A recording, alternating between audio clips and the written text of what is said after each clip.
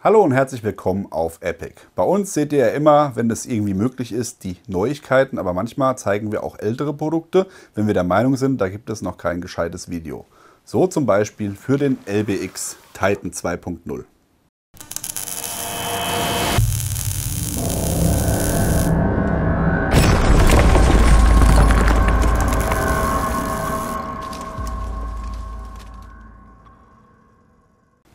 Den LBX Titan 2.0 habe ich schon länger im Auge gehabt, habe ihn jetzt auch schon eine Weile im Einsatz. LBX ist quasi die Tochterfirma von London Bridge Tactical, hat eine ganze Reihe modularer Ausrüstung im Angebot, unter anderem Plattenträger, Waffentaschen oder halt hier auch entsprechend Rucksäcke. Der Titan 2.0 sagt es eigentlich schon, den Rucksack gibt es in verschiedenen Varianten. Aktuell ist hier das 2.0er Modell.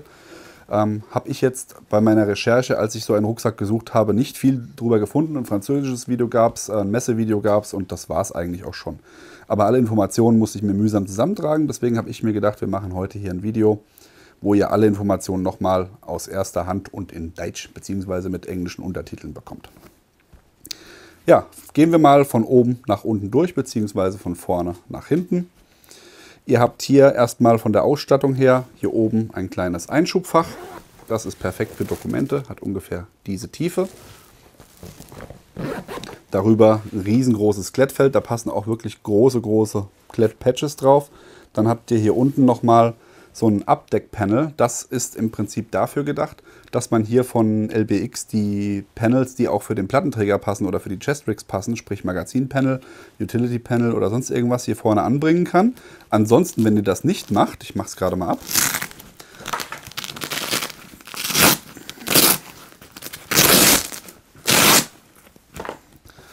dann habt ihr hier ein riesiges Klettfeld und könnt hier wirklich Patches anbringen ohne Ende, also perfekt für die Messe oder sonstige Geschichten.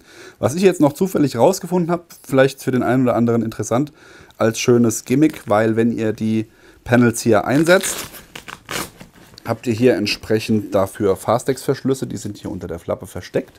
Die passen auch perfekt für den First Spear I&R Medic oder Waste Pack. Den kann man dann hier nämlich wunderbar einhängen. So. Und dann hättet ihr nochmal die Möglichkeit, vorne an Volumen aufzubauen. Fand ich eine ganz coole Sache. Habt ihr bestimmt so noch nicht gesehen in anderen Videos. Zur Seitenausstattung. Hier habt ihr jeweils auf jeder Seite eine Einschubtasche mit Zipper.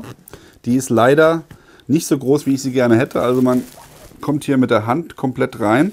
Das war es aber auch schon. Und der Reißverschluss selbst ist auch nicht so groß, das zeige ich euch jetzt auch gleich mal in den Maßen, weil da habe ich nämlich lange gesucht, ob da eine Powerbank reinpasst für die Messe.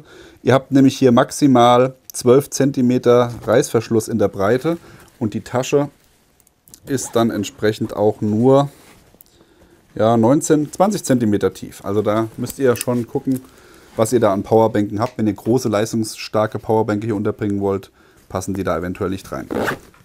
Unten an den Seiten klassisch Molle, 3 Reihen mit jeweils 1, 2, 3, 4, 5 Schlaufen. Und hier oben habt ihr auch nochmal eine Schlaufe, das heißt, wenn ihr hier lange Gegenstände unterbringt, könnt ihr die hier unten festmachen und hier oben nochmal mit einem Bungee oder sowas fixieren. Kommen wir mal zum Top, bevor es zum Tragegestell geht. Da habt ihr gleich 2 verschiedene Taschen, nämlich einmal eine Mesh-Tasche im oberen Bereich, die ist von beiden Seiten zu öffnen. Könnt ihr quasi komplett durchgreifen. Da habe ich gerade meine Maus drin, wäre perfekt aber für eine Sonnenbrille ansonsten.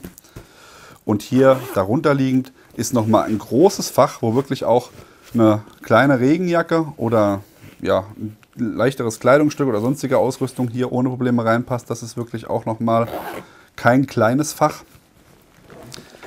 Und dann können wir euch nochmal das Tragesystem zeigen, bevor es nach innen geht. Da habt ihr hier 3 große Meshpolster am Rücken, 2 im Schulterbereich, einer im Hüftbereich. Dazwischen Platz, damit die Luft ventilieren kann. Wie heißt das Wort? Zirkulieren. Zirkulieren, danke.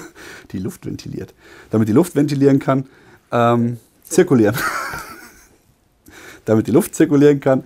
Und dann habt ihr hier nochmal entsprechend Mesh an den Schulterpolstern.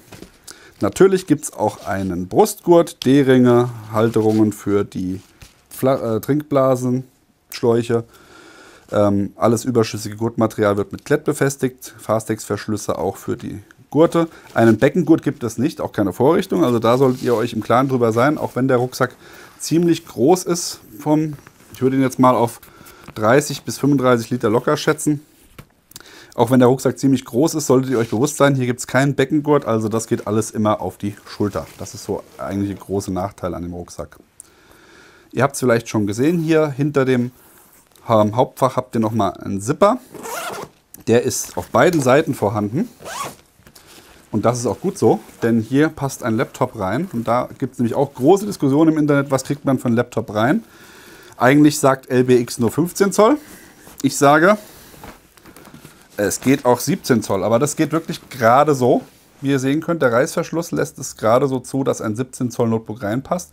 Das Fach geht aber bis hier unten hin. Also das heißt, theoretisch könntet ihr auch, wenn ihr es irgendwie reinbekommt, ein größeres Gerät reinpacken. Aber ich bin hier mit 17 Zoll so ziemlich am Ende. Wenn ihr kleinere Geräte einsetzt, habt ihr hier ein Klett und einen Unterteiler auf der Unterseite. Und da könnt ihr damit dann entsprechend die Größe des Laptops nochmal variieren. Oder aber auch von mir aus eine Kurzwaffe unterbringen, wenn ihr das denn gerne möchtet. Gut, aber lange Rede, kurzer Sinn. Gehen wir mal zum Hauptfach. Und da werde ich euch auch mal mit Maßen zubomben, denn da gibt es bestimmt viele Fragen. Fangen wir mit der Flappe an. Klettbereich hier oben. Darunter liegend 2 Meshfächer, die entsprechend nochmal für flache Gegenstände geeignet sind.